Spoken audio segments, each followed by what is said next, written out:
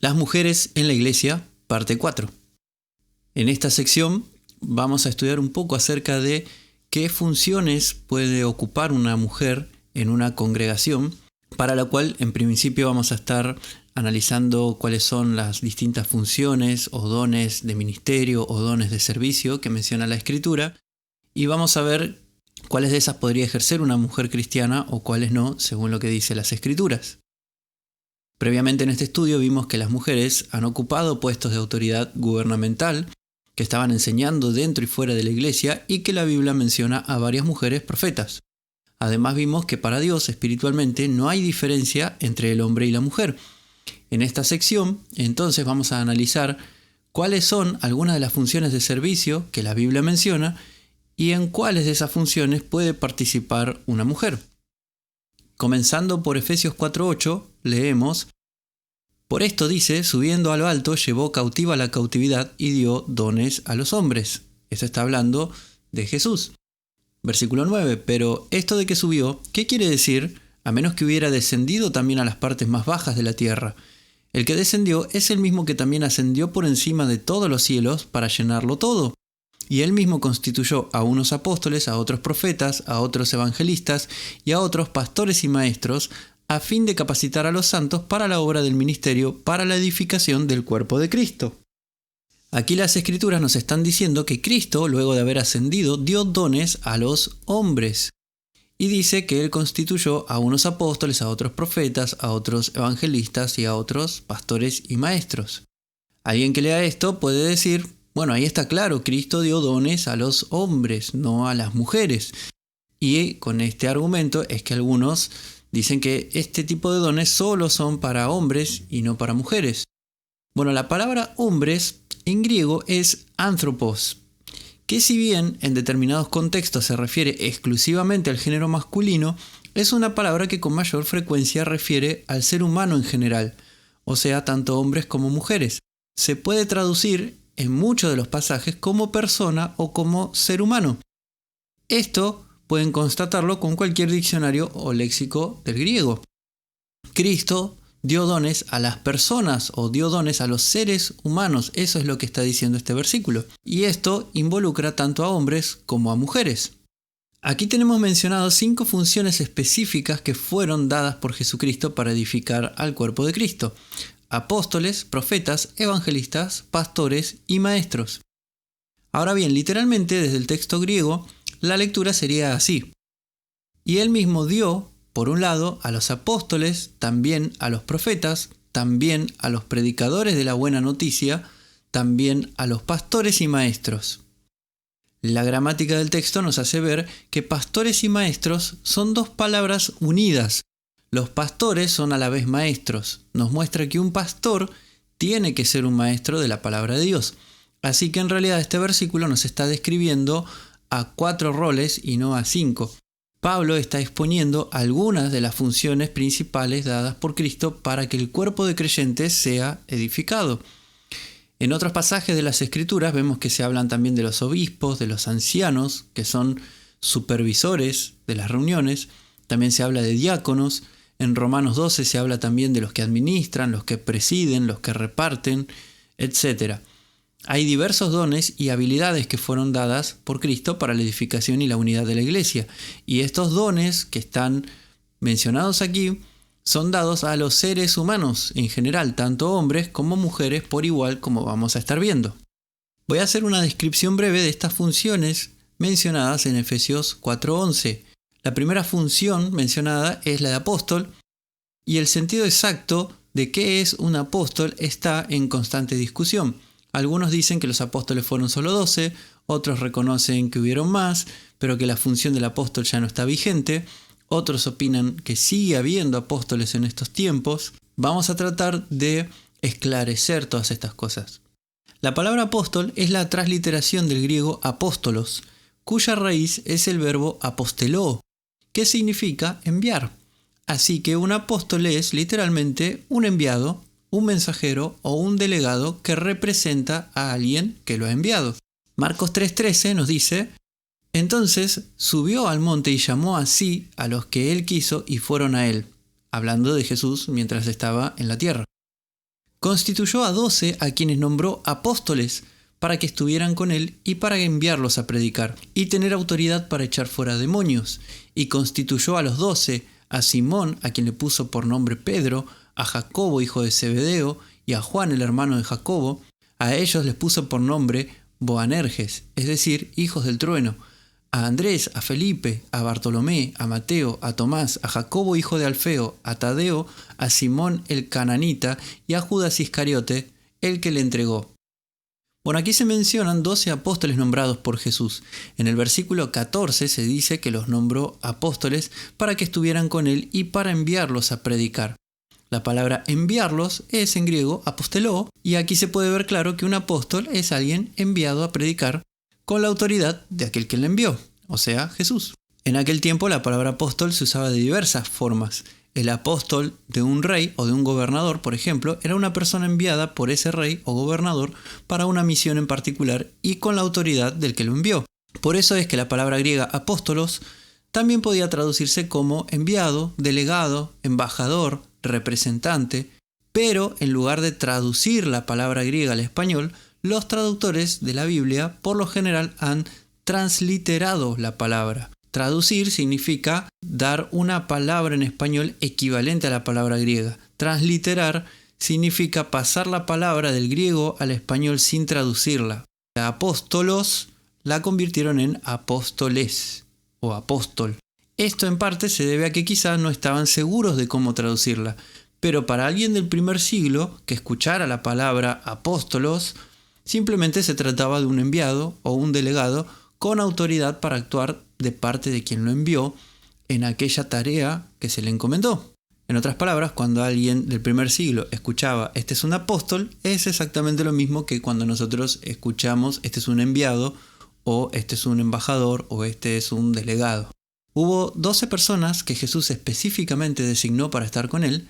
Sin embargo, en Lucas 10 leemos que Jesús designó a 70 personas a las cuales envió, y en griego es aposteló, y ellos también debían predicar y también tenían autoridad para sanar y echar fuera demonios. Aunque no se usa específicamente la palabra apóstolos en ese versículo, al decir que Jesús los envió y viendo que tenían también esa autoridad para sanar y echar fuera demonios, se podría decir que también eran apóstoles. En Mateo 19:28, Jesús dice que 12 apóstoles juzgarán a Israel, y en Apocalipsis 21:11 nos dice que los nombres de 12 apóstoles estarán en los muros del fundamento de la Nueva Jerusalén. Apocalipsis no nos dice que estos 12 nombres sean los mismos que los 12 apóstoles que acompañaron a Jesús, pero el hecho de que sean 12 nos hace pensar que se tratan de los mismos, excepto de Judas, que fue reemplazado. En Hechos 1:23 al 26 vemos que luego de la traición y de la muerte de Judas, los otros 11 vieron necesario que haya uno más que reemplazara a Judas y orando al Señor eligieron a Matías. En el versículo 22, Pedro dice que es preciso que uno sea con nosotros testigo de su resurrección. Pedro, probablemente por revelación del Señor Jesucristo, vio que era necesario que alguien más sea testigo de la resurrección. Pero en ningún momento Pedro dijo que solo existirían 12 apóstoles en toda la historia. La Biblia no sugiere eso en ninguna parte, pero evidentemente se necesitaban 12 apóstoles que hayan sido testigos de la resurrección y que además hayan estado con Jesús desde su bautismo con Juan. Era una necesidad del momento. Estas 12 personas tenían la misión especial de testificar la vida, prédica, muerte y resurrección de Jesús. Por supuesto, solo quienes estuvieron viviendo con Jesús en ese momento cumplían ese requisito. Sin embargo, esto no significa que no existieran más apóstoles ni que no existan hoy en día. Jesús puede enviar a quien quiera, cuando Él quiera, en el tiempo que quiera. Jesús está vivo, así que Él puede presentarse ante cualquiera y enviarlo a una misión, y esa persona, al ser un enviado de Jesús, sería legítimamente un apóstol. Nadie cuestiona que Pablo fue un apóstol de Jesús, sin embargo, él no acompañó a Jesús desde su bautismo, todo lo contrario, Pablo estuvo persiguiendo a la iglesia hasta que se le apareció Cristo resucitado. Entonces podemos ver que hubo 12 apóstoles que fueron específicamente designados para testificar el haber estado con Jesús y el haber visto su resurrección, y luego hay otros apóstoles que son enviados por Cristo con autoridad y poder para alguna tarea específica. Por ejemplo, en Romanos 1:1, Pablo dice ser llamado apóstol apartado para el Evangelio de Dios. Él fue enviado por Jesús específicamente para predicar el Evangelio, que es la buena noticia de Dios. La palabra apóstolos es usada en conexión con al menos 19 personas en la Biblia. Están los 12 apóstoles elegidos por Jesús, incluyendo a Judas, que lo pueden ver en Marcos 3, del 13 al 19. Matías, el que reemplazó a Judas, mencionado en Hechos 1, del 15 al 26. Pablo, mencionado en Romanos 1:1, 11:13, Gálatas 1:1 y otros pasajes. Bernabé, mencionado en Hechos 14:14, que en ese pasaje incluso Bernabé es considerado mayor que Pablo. Jesús es llamado apóstol en Hebreos 3:1. Jacobo, el hermano del Señor, es llamado apóstol en Gálatas 1:19. Y Andrónico y Junia son llamados apóstoles en Romanos 16:7. De los contextos de algunos pasajes se puede inferir que hubo muchos más apóstoles, como habíamos visto los 70 enviados por Jesús, pero estos 19 específicamente están asociados con la palabra griega apóstolos. Más adelante vamos a ampliar el caso de Junia, que fue una mujer apóstol. Lo vamos a ver en otro episodio de esta serie sobre las mujeres en la iglesia. La siguiente función descrita en Efesios es la de profeta. La palabra griega para profeta es profetes. El profeta es alguien que habla por inspiración de Dios, alguien que expresa un mensaje que le fue dado directamente por Dios para las personas. A veces ese mensaje involucra la predicción de algún evento futuro, pero no es esto lo que define al profeta. El profeta es sencillamente alguien que recibe un mensaje de parte de Dios o del Señor Jesucristo y lo tiene que transmitir a los creyentes o a otras personas. Generalmente se asocia a los profetas con aquellos que profetizaron en los tiempos antiguos antes del nacimiento de Cristo. Sin embargo, hubo profetas también en los tiempos de Jesús y de los apóstoles, y de hecho las Escrituras nos dicen que todos los creyentes, tanto hombres como mujeres, tienen habilidad espiritual dada por Dios para profetizar si es que Dios quiere activar esa manifestación en nosotros. Y es más, la Biblia nos dice que Dios quiere que procuremos hacerlo. Hechos 2:16 al 18 dice: más bien, esto es lo que fue dicho por medio del profeta Joel. Sucederá que en los últimos días, dice Dios, que derramaré de mi espíritu sobre toda carne. Vuestros hijos y vuestras hijas profetizarán, vuestros jóvenes verán visiones y vuestros ancianos soñarán sueños. De cierto, sobre mis siervos y mis siervas en aquellos días derramaré de mi espíritu y profetizarán.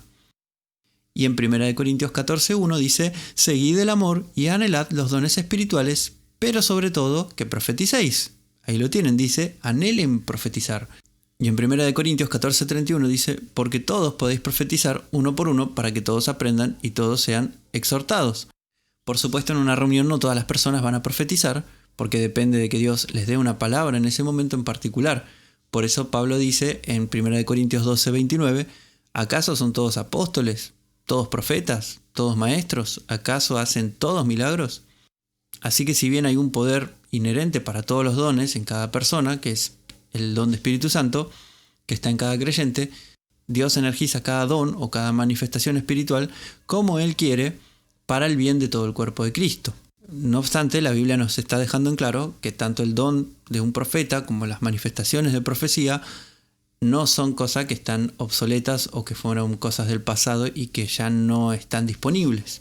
1 Corintios 12:11 nos dice: pero todas estas cosas las realiza el único y el mismo Espíritu, repartiendo a cada uno en particular como Él designa.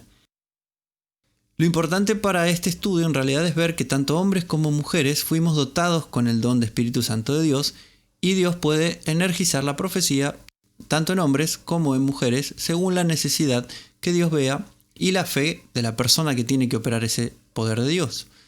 Al momento de tener que enviar una profecía, Dios no va a estar mirando si quien va a profetizar es hombre o mujer, sino cuál es su corazón, cuál es su fe y cuál es el provecho al momento de tener que enviar su palabra. Hechos 21:8 al 11 nos dice: al día siguiente partimos y llegamos a Cesarea, entramos a la casa de Felipe el evangelista, quien era uno de los 7, y nos alejamos con él. Este tenía 4 hijas solteras que profetizaban. Y mientras permanecíamos allí por varios días, un profeta llamado Agabo descendió de Judea. Al llegar a nosotros, tomó el cinto de Pablo, se ató los pies y las manos y dijo: «Esto dice el Espíritu Santo. Al hombre a quien pertenece este cinto lo atarán así los judíos en Jerusalén y le entregarán en mano de los gentiles». Aquí podemos ver un ejemplo claro de 4 mujeres que profetizaban, las cuales le profetizaron algo al apóstol Pablo. No nos dice acá qué era lo que profetizaban, pero los versículos siguientes nos dicen que otro profeta, Agabo, fue a profetizar a Pablo que no vaya a Jerusalén porque lo iban a apresar. Así que es muy probable que estas 4 mujeres hubieran profetizado exactamente lo mismo a Pablo.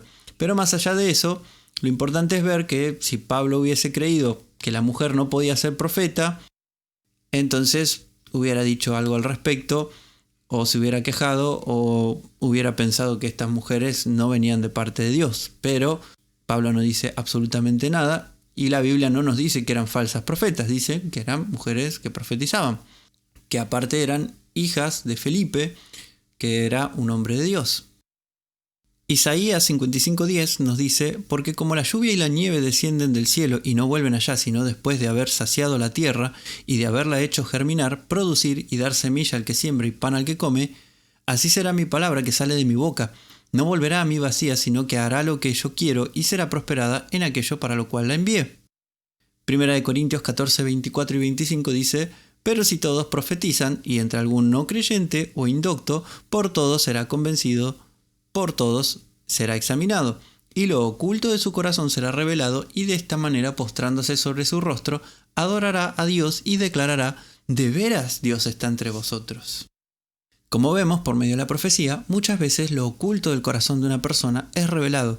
Esto no significa que un profeta va a contar abiertamente las intimidades de otras personas, sino que aquella palabra que habla con frecuencia toca lo más profundo del corazón de una persona, llega hasta lo oculto y le hace ver a una persona que realmente Dios está presente en quien le está hablando.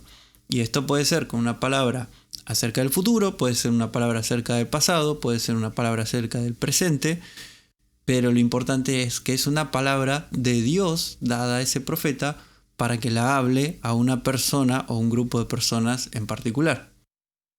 Evangelista. El evangelista es, como la misma palabra lo indica, alguien que predica el evangelio de Dios, que predica las buenas nuevas de Dios. El único evangelista mencionado con esta palabra en la Biblia es Felipe, en Hechos 21:8, que recién acabamos de leer. Y de hecho la palabra evangelista se usa solamente 3 veces en la Biblia. El otro uso está en 1 Timoteo 4:5, en donde Pablo le dice a Timoteo que haga obra de evangelista.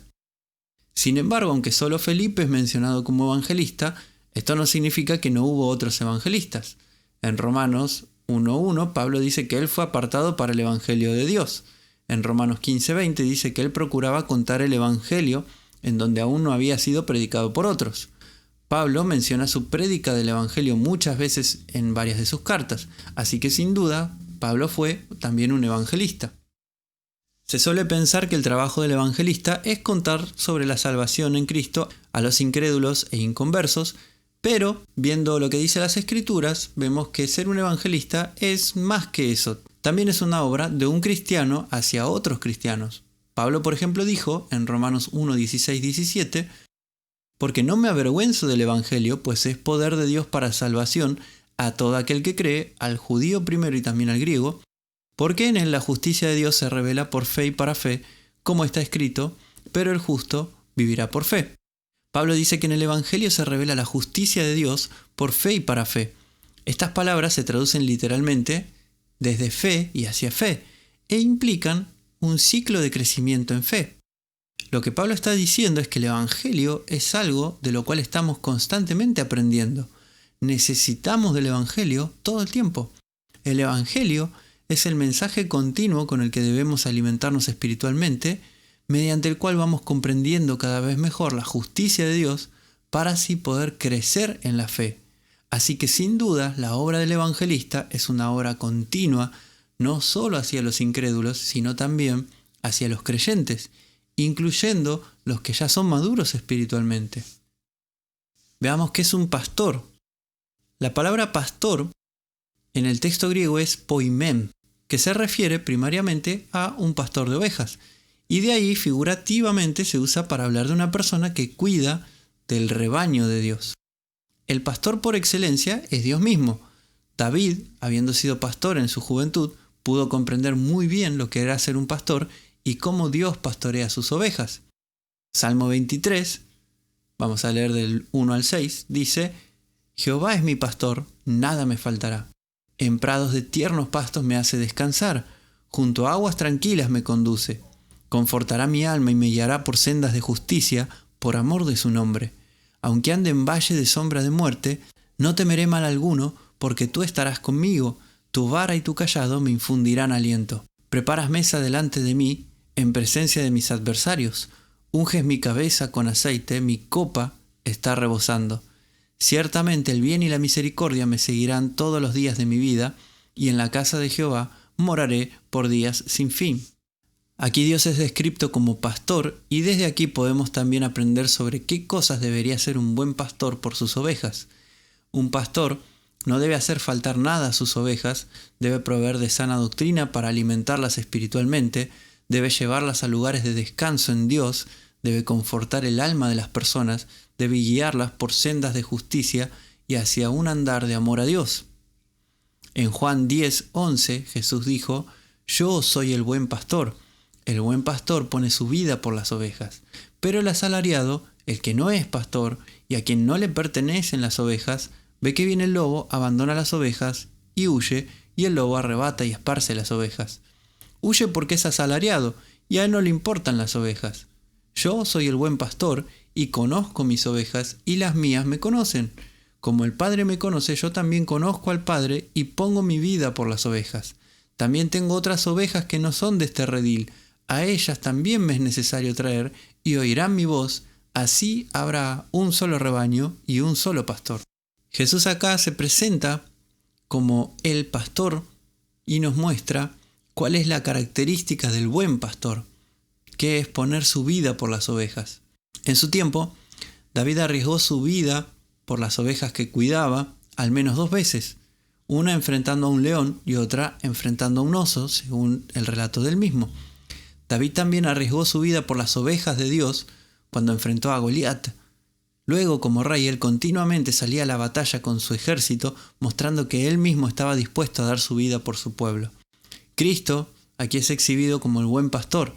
A diferencia de David, Jesús jamás pecó y él literalmente dio su vida por las ovejas. No era la misión de Jesús luchar contra sangre y carne, como lo hizo David muchas veces. Jesús tuvo que luchar contra el diablo mismo y sus huestes espirituales, y la única forma de derrotarlo fue dando su vida en la cruz. Jesús no solo dio su vida por las ovejas. Cuando estuvo en la tierra mostró cómo debe conducirse un buen pastor. Él conocía bien a sus ovejas, él no iba a huir ante el peligro, dejando a sus ovejas desamparadas, las iba a cuidar con su vida, las nutrió con la palabra de Dios todo el tiempo, las llevó hacia la madurez espiritual y todo el tiempo cuidó de sus discípulos. Juan 17:12 nos dice: Cuando yo estaba con ellos, yo los guardaba en tu nombre que me has dado, y los cuidé, y ninguno de ellos se perdió excepto el hijo de perdición, para que se cumpliese la escritura. Esta es la característica del buen pastor, cuidar a sus ovejas con su vida. Sin dudas, no es una tarea fácil, no cualquiera está dispuesto a tal sacrificio por cuidar a otros hijos de Dios. En Juan 10:16 vimos que Jesús dijo que habrá un solo rebaño y un solo pastor. Además, si revisamos las Escrituras, nadie es llamado pastor, en su sentido espiritual, en el Nuevo Testamento, excepto Jesús. Por eso muchos dicen que no existen otros pastores más que Jesús. Sin embargo, vimos que Pablo dijo en Efesios que entre las funciones dadas a la iglesia, Jesús constituyó a pastores y maestros. Así que no puede ser cierta la afirmación de que el único pastor que existe o existió sea Jesús mismo. Si bien la palabra para pastor, que es en griego poimen, no es vinculada con ninguna persona sirviendo en esa función en la Biblia, excepto Jesús, al revisar el verbo, que es pastorear, podemos ver que sí había personas ejerciendo el pastorado. En Juan 21:16, por ejemplo, Jesús le pide a Pedro que pastoree a sus ovejas. En Hechos 20:28, Pablo habla a los ancianos de la iglesia para que tengan cuidado del rebaño de Dios, sobre el cual él los puso a pastorear. en 1 Pedro 5:2, también Pedro habla a los ancianos a pastorear el rebaño de Dios. Sin lugar a dudas, Jesús no es el único pastor, como algunos intentan enseñar. Jesús es el gran pastor, pero también designó a pastores en la tierra que actúen como representantes de Él en ese aspecto en particular, que es de cuidar a las personas que están en el proceso de crecimiento y de madurez espiritual. Vimos previamente que en Efesios 4:11, cuando se habla de pastores y maestros, la Biblia nos está diciendo que estas funciones están conectadas y que todo pastor también debería ser un buen maestro. La palabra griega para maestro es didaskalos y se refiere a alguien que enseña la palabra de Dios y la voluntad de Dios a otros. Entre los judíos se llamaba maestro o rabí a quienes enseñaban la ley de Dios. Si bien en Efesios la función de maestro está ligada a la del pastor, la Biblia también habla de maestros separados de la función del pastor, como por ejemplo en 1 Corintios 12:28. Además, por lo que vemos en Hebreos 5, se esperaría que todo cristiano que ha estado expuesto a la palabra de Dios por mucho tiempo y que ha aprendido a andar en comunión con Dios, sea también un maestro. Hebreos 5:12 nos dice: debiendo ser ya maestros por el tiempo transcurrido, de nuevo tenéis necesidad de que alguien os instruya desde los primeros rudimentos de la palabra de Dios. Habéis llegado a tener necesidad de leche y no de alimento sólido. Estos creyentes, a los que le habla el apóstol Pablo, ya deberían haber sido maestros, pero no habían aprendido a andar con Dios apropiadamente, aún no entendían bien los fundamentos de la doctrina cristiana y debían nuevamente alimentarse de la leche, o sea, de lo más básico de la palabra de Dios. Entonces podemos ver que un cristiano maduro debería ser también un maestro de la palabra, y además que no se puede ser un maestro si aún no se tienen claro los fundamentos de la fe cristiana. Santiago advierte en Santiago 3:1: hermanos míos, no os hagáis muchos maestros, sabiendo que recibiremos juicio más riguroso. Por un lado, Pablo le dice a su audiencia que tenían que ya ser maestros por el tiempo que llevaban en las Escrituras, pero por otro lado, Santiago dice que no deberían muchos hacerse maestros porque iban a recibir un juicio más riguroso. Siendo así, pareciera que Pablo alienta a todos a ser maestros y Santiago los desalienta. Pero en el contexto, Santiago le está hablando a una congregación en la que había fallas en la práctica.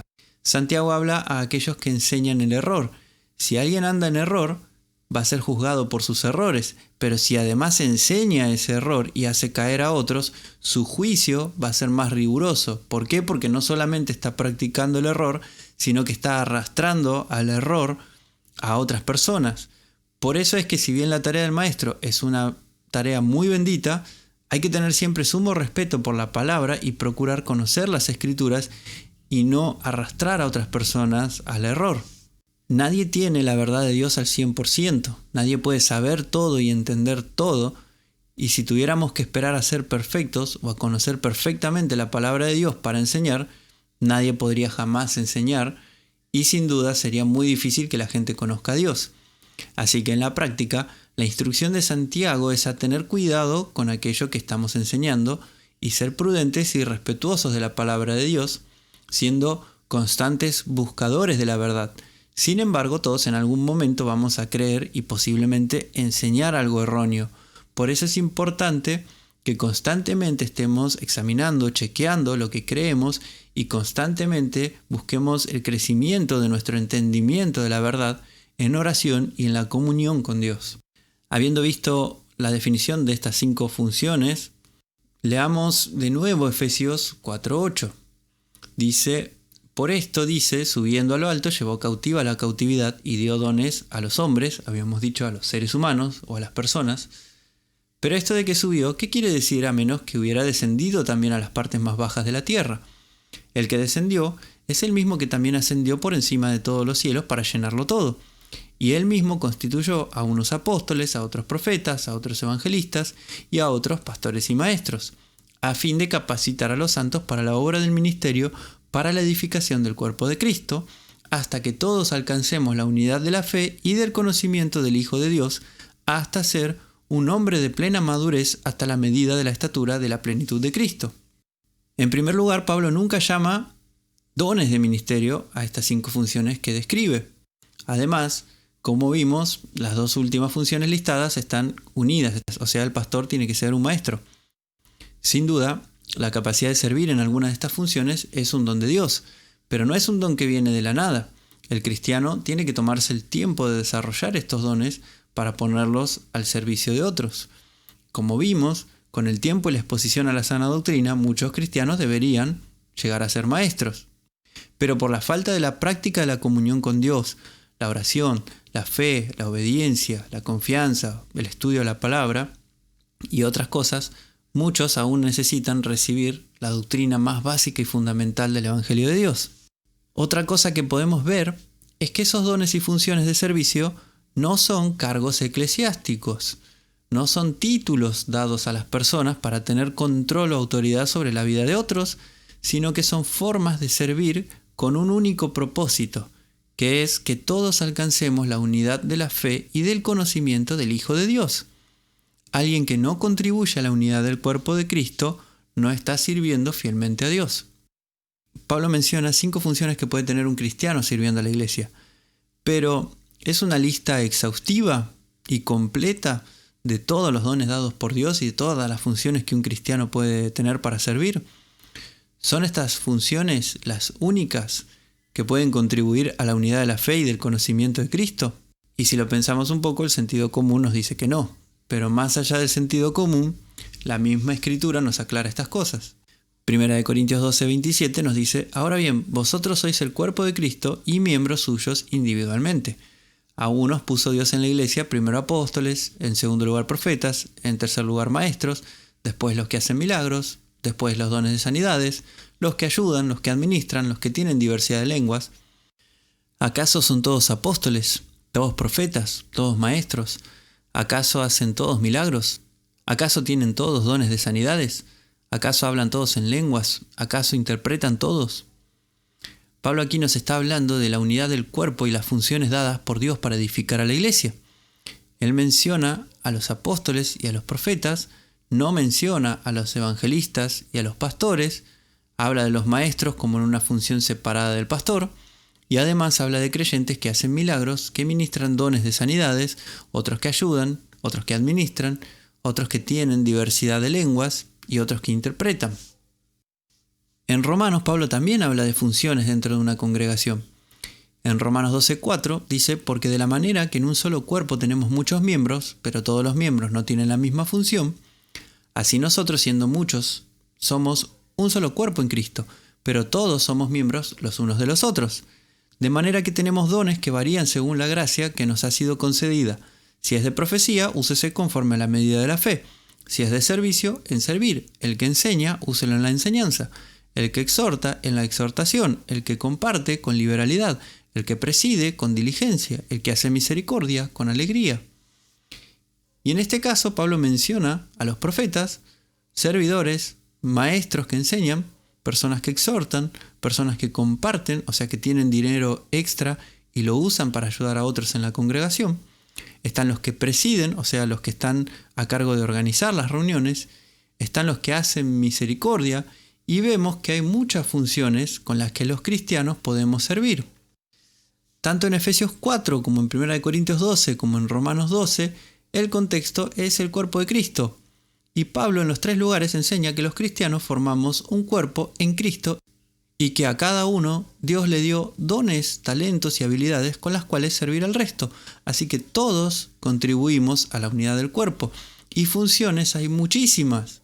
Entonces Pablo tiene que elegir algunas para mencionar en un lado, otras para mencionar en otro lado, pero en realidad las funciones son muchísimas.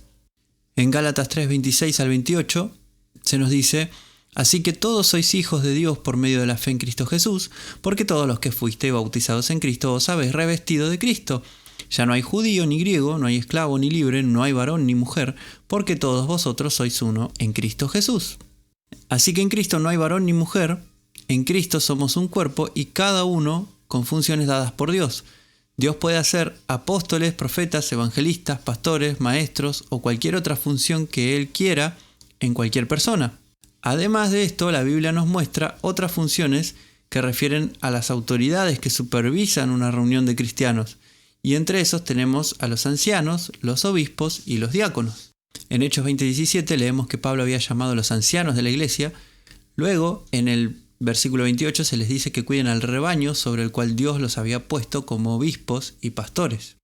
Los ancianos, la palabra ancianos es la palabra griega presbúteros. Esta palabra refiere primeramente a una persona de edad avanzada, pero el contexto de la congregación refiere a aquellos que por años han estado caminando con Dios y por eso están capacitados para cuidar a otras personas o para guiarlas o liderarlas. Son maduras espiritualmente. La palabra traducida como obispos es en griego episcopos y significa supervisor o guardián. Es alguien que por un lado cuida y supervisa a una congregación de cristianos, pero también es alguien que cuida y protege a los cristianos de esa congregación. Por eso es que la función del obispo está muy ligada a la del pastor, y por eso Pablo en Hechos 20:28 los vincula a ambos, diciendo que los obispos deben pastorear al rebaño, o sea, a las personas que tienen a cargo en su congregación. Además, también se vincula a los obispos con los ancianos, dándonos a entender que todo obispo tiene que ser un anciano y tiene que ser un pastor. La palabra que en la Biblia se traduce diácono es la transliteración de la palabra griega diáconos, que significa servidor. Entre los griegos del primer siglo esta palabra tenía un sentido comercial, refiriéndose a un agente que hacía de intermediario en una transacción.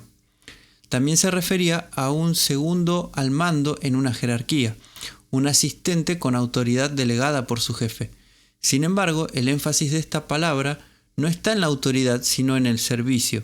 O sea que es aquel que está sirviendo a un superior. El diácono, bíblicamente, es alguien que está sirviendo a Cristo y así está sirviendo también a los cristianos. Vemos algunos ejemplos de esta palabra griega en Marcos 9:35, que dice: entonces se sentó, llamó a los 12 y les dijo: si alguno quiere ser el primero, deberá ser el último de todos y el siervo de todos. Y ahí la palabra siervo es diácono. En Juan 12:26 dice: si alguno me sirve, sígame, y donde yo estoy, allí también estará mi servidor. Si alguno me sirve, el Padre le honrará. Y aquí la palabra servidor es, en griego, diáconos. Quien sirve al Señor va a estar donde Él está. Hoy en día Jesús está trabajando desde el cielo. Nosotros estamos en la tierra. Sin embargo, el sentido práctico de este mensaje es que si queremos ser servidores de Cristo, debemos estar en sus asuntos, entender qué es lo que Cristo está haciendo hoy y colaborar con Él en su trabajo. Cristo hoy está buscando salvar a los incrédulos y unificar a los creyentes. Nosotros tenemos que hacer lo mismo. Si queremos servirle, tenemos que buscar la unidad del cuerpo de Cristo y buscar salvar a los incrédulos. Pero Jesús no es el único que tiene servidores o diáconos. Segunda de Corintios 11:14 dice: y no es de maravillarse, porque Satanás mismo se disfraza como ángel de luz, así que no es gran cosa que también sus ministros se disfracen como ministros de justificación, cuyo fin será conforme a sus obras. Y aquí la palabra ministros es también la palabra griega diáconos. Satanás, el adversario, tiene también servidores, súbditos, agentes, que actúan conforme a sus intereses y que se disfrazan como servidores de justificación, o sea, se hacen pasar por gente que sirve a Dios. Pueden hablar la palabra de Dios, pero no son de Dios. Pueden parecer que están sirviendo a Dios, pero en realidad están sirviendo a los propósitos del adversario. Por eso hay que tener cuidado también, porque muchas veces quizás pensemos que tal o cual predicador está sirviendo a Dios y en realidad está sirviendo al adversario. Y si le seguimos o nos asociamos con esa persona, vamos a terminar mal. Así que siempre hay que estar atentos en constante oración y en comunión con Dios para poder discernir quién está de parte de Dios y quién no. La siguiente pregunta que puede surgir es: ¿hay una sola función para cada cristiano? Y es común creer que cada uno tiene una única función dada por Dios y que jamás se podrá mover de esa función ni ejercer alguna otra. Por un lado, es claro al observar a la humanidad que hay muchos talentos que vienen naturalmente con una persona aún desde el nacimiento. Muchos de los dones de Dios están en nosotros desde la concepción, como lo que vemos en Gálatas 1:15. Sin embargo, se puede tener un don y jamás desarrollarlo. Sin dudas, Dios nos dota a todos con características especiales, incluso desde la concepción, pero está en nosotros desarrollar esos dones a lo largo de nuestra vida y usarlos para servir a Dios.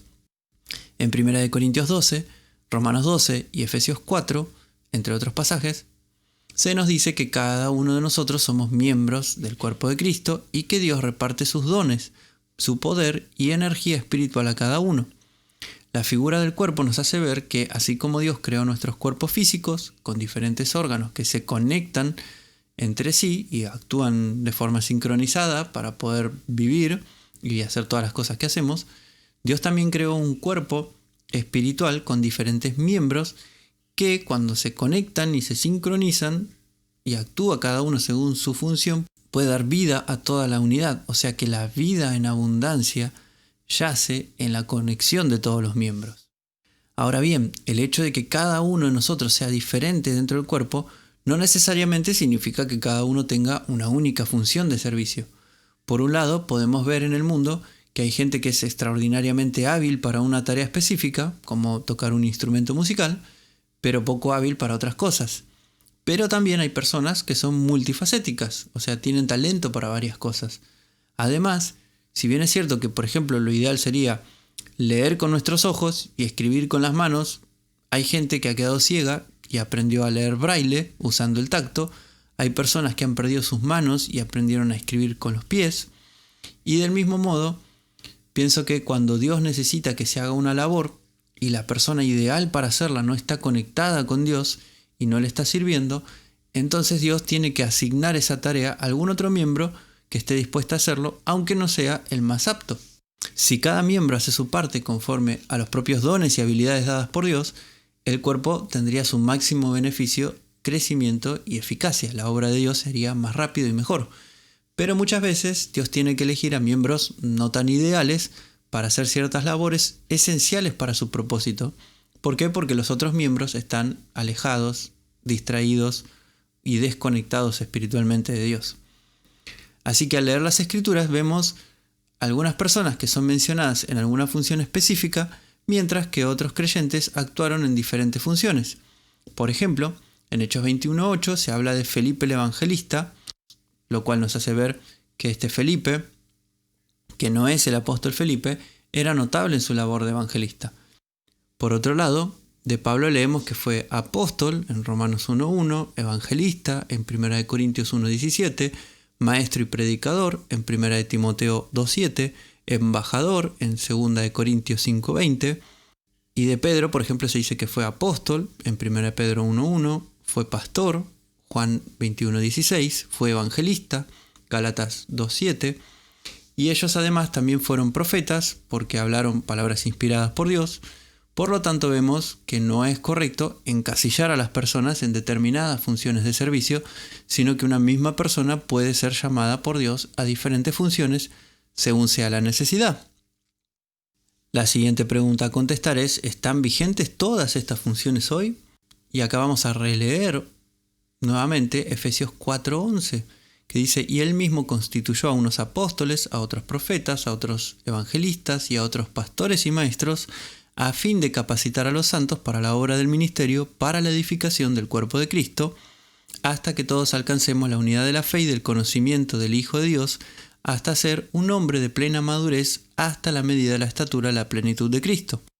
En el versículo 13, Pablo dice: ¿hasta cuándo estarán vigentes todas estas funciones de servicio? Que es hasta que todos alcancemos la unidad de la fe y del conocimiento del Hijo de Dios. ¿Están en el presente todos los creyentes del mundo unidos en una misma fe y conocimiento del Hijo de Dios? Por supuesto que no. Así que todas estas funciones tienen que estar aún vigentes. El poder de Dios es el mismo siempre. Su voluntad de bendecir a las personas es la misma que hace 2000 años. Y en vista de la cantidad de división que hay en la iglesia hoy, la necesidad de estas funciones es innegable. Así que tienen que estar vigentes. Ahora bien, el que estén vigentes no significa que todos los que dicen ser maestros, pastores, profetas, apóstoles y etc. en realidad lo sean. Como vimos previamente, no solo Satanás se disfraza como ángel de luz, sino que sus servidores se disfrazan como servidores de justicia. A estos Jesús los llamó lobos vestidos de cordero. Los obreros fraudulentos que más engañan al mundo, por lo general, están dentro de las iglesias cristianas. Hablan como cristianos, se ven como cristianos, parecen cristianos, pero son lobos disfrazados de corderos. Hay muchos falsos en el cristianismo hoy, falsos apóstoles, falsos maestros, falsos pastores, falsos profetas, etc. Sin embargo, no debemos creer que porque existen tantas falsificaciones, lo verdadero no es real. A lo largo de la historia se han hecho muchas falsificaciones de cuadros de Picasso, por ejemplo, pero el que haya muchas falsificaciones no significa que Picasso no haya existido o que no haya pintado sus cuadros. Todo lo contrario, las falsificaciones aparecen porque hay un original a copiar y que realmente es muy bueno. El adversario, el diablo, intenta copiar los originales de Dios para engañar a la gente, y lo ha hecho muy efectivamente. Su engaño es tan efectivo que muchos creyentes están poniéndose en manos de estos obreros fraudulentos, a la vez que otros rechazan por completo la existencia de todas estas funciones que Dios ha dado para edificar a la iglesia. Siguiente pregunta a considerar es: ¿puede una mujer ser pastora? ¿Puede liderar una congregación? Y sin dudas este es otro de los constantes puntos de discusión en estos días. Muchas mujeres están hoy ejerciendo el servicio de pastoreo y están a cargo de reuniones cristianas, pero hay quienes critican por ocupar esa función y sostienen que la mujer no puede ocupar tales funciones en la iglesia. Entre los argumentos más usados están los que ya hemos analizado, pero también se suele decir que la mujer no puede ser pastora porque no hay menciones de mujeres pastoras en la Biblia. Se dice que ellas no pueden liderar una reunión porque no hay ejemplos de mujeres liderando reuniones en la Biblia. Vamos a usar un poco la lógica para derribar estos argumentos. Si fuera cierto que las mujeres no pueden ejercer liderazgo o pastorado porque la Biblia no menciona ninguna mujer pastora, entonces tampoco deberíamos usar teléfonos, computadoras, televisores, equipos de música o Facebook porque la Biblia no los menciona. La Biblia no menciona automóviles, trenes y aviones. ¿Significa que no podemos viajar en alguno de esos? La Biblia no menciona redes sociales. ¿Significa que no las deberíamos usar? La Biblia no menciona muchas cosas y es lógico, sería imposible y totalmente sin sentido mencionar todo lo que se puede o no se puede hacer en la vida. Así que la Biblia no puede tomarse como un manual detallado y absoluto de todo lo que se puede o no se puede hacer, sino como una instrucción que nos da una guía, una orientación sobre cuál es la voluntad de Dios, y en base a eso vamos a usar nuestro razonamiento y nuestra propia comunión con Dios para entender qué cosas le agradan a Dios y qué cosas no, y qué cosas Él permite y qué cosas no. Como hemos visto, la Biblia dice que somos un cuerpo en Cristo, y en Cristo no hay varón ni mujer, así que espiritualmente todos tenemos los mismos privilegios para con Dios. Dios no mira el sexo de una persona a la hora de dar dones. Él hace las cosas conforme las considera necesarias y apropiadas. Se dice que las mujeres no pueden ser pastoras o líderes porque la palabra usada para pastor y para obispos son masculinas, pero también tenemos que entender que los sustantivos masculinos en el griego muchas veces eran usados para referirse a ambos géneros. Es como cuando ahora decimos hola a todos, y la palabra todos, si bien es un sustantivo masculino, está incluyendo a ambos géneros. Del mismo modo, la palabra pastores y la palabra obispos tienen que tomarse como inclusivas. Primera de Timoteo 3:2 dice: es necesario que el obispo sea irreprensible, marido de una sola mujer, sea sobrio, prudente, decoroso, hospitalario, apto para enseñar, no dado al vino, no violento, sino amable, no contencioso, ni amante del dinero, que gobierne su casa y tenga a sus hijos en sujeción con toda dignidad. Pero si alguien no sabe gobernar su propia casa, ¿cómo cuidará de la iglesia de Dios? Que no sea un recién convertido para que no se llene de orgullo y caiga en la condenación del diablo. También debe tener buen testimonio de los de afuera para que no caiga en el reproche y la trampa del diablo. Aquí el apóstol Pablo nos menciona los requisitos para un obispo, y ahí dice que tiene que ser marido de una sola mujer. Esto es usado también para argumentar que las mujeres no pueden ejercer obispado, o sea, la supervisión o el liderazgo de una congregación, pero lo que hay que entender acá es que muchas veces la Biblia habla a un género o grupo específico, pero con instrucciones que se aplican a ambos géneros o a distintos grupos, pero le habla a uno en particular porque es en ese en el que se quiere hacer énfasis. Por ejemplo, 1 Timoteo 2:9 dice que las mujeres tienen que vestir con modestia y no con peinados ostentosos y vestidos lujosos, sino con buenas obras. ¿Y significa eso que los hombres sí pueden vestirse lujosamente y que no importa si hacen buenas obras? Por supuesto que no. La instrucción se aplica a ambos, pero Pablo ahí le habla a las mujeres específicamente porque en su mayor parte eran las mujeres de ese tiempo las que vestían de forma lujosa y ostentosa, especialmente las mujeres de la alta sociedad que querían resaltar entre las demás. En 1 Timoteo 3:2, Pablo dice que el obispo tiene que ser marido de una sola mujer, porque en aquella época, por un lado, todavía existía la poligamia entre los judíos, y además entre los griegos y romanos, si bien eran monógamos, era legal e incluso era culturalmente aceptado como algo normal que un hombre tuviera relaciones con una esclava o con prostitutas y siguiera su matrimonio como si nada. Por otro lado, a las mujeres no se les permitía tener otros maridos, así que al decir que el obispo sea marido de una sola mujer, Pablo está diciendo que un hombre que tenga más de una mujer o que tenga relaciones con otra mujer que no sea su esposa, no calificaba para el obispado. Pero por supuesto, una mujer tampoco calificaría si tuviera otros hombres, pero era algo que casi no sucedía en aquel tiempo. Así que cobraba más sentido hablarle al hombre que a la mujer en este aspecto en particular. Pablo está tratando con problemas específicos que había entre las personas de aquel tiempo, que no podían permitirse en alguien que estaba a cargo de una congregación de creyentes. No necesariamente el obispo tiene que ser hombre, pero si es hombre no puede tener varias mujeres. No necesariamente tiene que ser casado y con hijos, pero si tiene hijos, tiene que cuidarlos bien y tiene que tener buen orden en su casa. No tiene que ser dado al vino, violento, contencioso o amante del dinero. Nos está mostrando características de una persona que es espiritualmente madura y una persona que es emocionalmente estable y espiritualmente estable también. Porque si fuera emocionalmente o espiritualmente inestable, no puede estar a cargo de una reunión de cristianos, porque ¿cómo va a cuidarlos? Así que podemos entender que estas instrucciones no descalifican a las mujeres para el liderazgo cristiano, y si bien no hay específicamente menciones a mujeres ejerciendo como pastoras o en el obispado, sí hay menciones a mujeres en otras funciones que nos hacen ver que los apóstoles del primer siglo alentaron a las mujeres a servir en diferentes funciones. En Hechos 18:24 al 26 tenemos el relato de Priscila y Aquila exponiendo más correctamente la verdad de Dios a Apolos. Priscila es nombrada primero porque tuvo más relevancia su servicio en esa ocasión, y Priscila estaba cumpliendo su labor de maestra. En Romanos 16:3, Pablo dice que Priscila y Aquila fueron sus colaboradores y que expusieron sus vidas por él.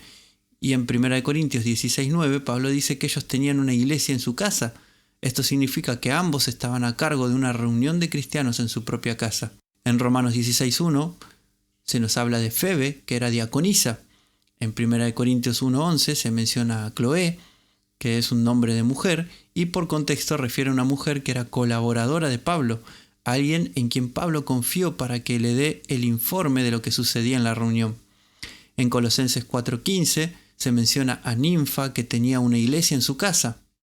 Y en Romanos 16:7 tenemos la mención a Junia, que era una mujer en función de apóstol. Y esto lo vamos a ver en la siguiente enseñanza de esta serie.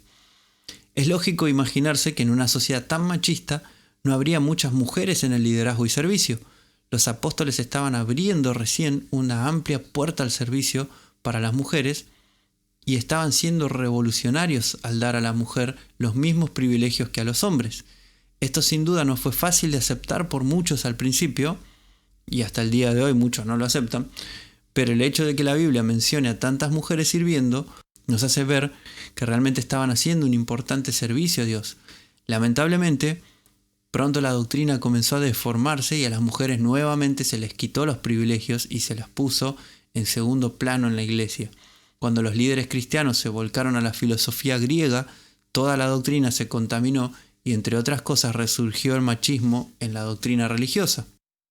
Romanos 12:3 dice: «Digo pues a cada uno de vosotros, por la gracia que me ha sido dada, que nadie tenga más alto concepto de sí que el que deba tener, más bien que piense con sensatez conforme a la medida de fe que Dios repartió a cada uno». En este versículo hay algunas palabras que no tienen una traducción muy exacta. Las palabras de sí no están en el texto griego. Las palabras tenga más alto concepto se pueden traducir como pensar en exceso, dirigir los pensamientos más allá de lo que corresponde. disponer la mente por encima de lo apropiado. Eso es lo que significa pensar en exceso. En este versículo hay como un juego de palabras que es bastante difícil de traducir, porque hay 4 palabras que están compuestas de una misma raíz en griego, que es phroneo, que significa dirigir los pensamientos. No es solamente cuando se cruza un pensamiento en la mente, sino que es cuando nosotros ponemos voluntad para pensar en algo en particular, cuando hacemos el esfuerzo voluntario de pensar en algo. Así que este versículo podría traducirse como: porque digo ahora mediante la gracia, la que me ha sido dada, que todo el que está entre ustedes no debe pensar en exceso más allá de lo que es necesario pensar, sino que debe pensar de modo de llegar al punto de pensar de forma sana, cada uno conforme a la medida de fe que Dios repartió. Como pueden ver, hay todo un juego de palabras con esta palabra pensar, que, como dije recién, es dirigir los pensamientos. Y el énfasis es en que tenemos que dirigir los pensamientos de una forma sana y no excesiva. En otras palabras, tiene que haber un equilibrio en cuanto a cómo pensamos los unos de los otros, y este equilibrio se da en considerar la medida de fe que Dios repartió a cada uno. Y esa medida de fe se refiere por contexto a la función que Dios dio a cada uno dentro del cuerpo, y es lo que Dios da específicamente a cada uno para creer. La forma sana y equilibrada de pensar consiste en hacer nuestra parte dentro del cuerpo y no pensar que somos superiores ni inferiores a otros miembros, ni que una función es mejor que otra. Se trata de reconocer que Dios obra de modo diferente en cada cristiano conforme a sus propósitos y sus designios. Pensar que las mujeres no pueden ser llamadas como pastoras, maestras o líderes de una congregación es pensar en exceso o pensar más allá de lo debido acerca de los hombres. Es poner al hombre por encima de la mujer tan solo por su género, y esto no está acorde a lo enseñado en las Escrituras. Por todo lo que hemos visto en toda esta serie, creo que debe quedarnos claro que las funciones de servicio están disponibles en estos tiempos porque sigue habiendo necesidad de llegar a una unidad en la fe y conocimiento de Cristo, y que además espiritualmente somos iguales ante Dios, los hombres como las mujeres, y tanto unos como otros pueden servir a Dios en cualquier función que Él desee según su infinita sabiduría y poder. Aquí terminamos con esta parte. En la siguiente presentación voy a estar hablando acerca de Junia, la mujer apóstol. Nos encontramos en el próximo video.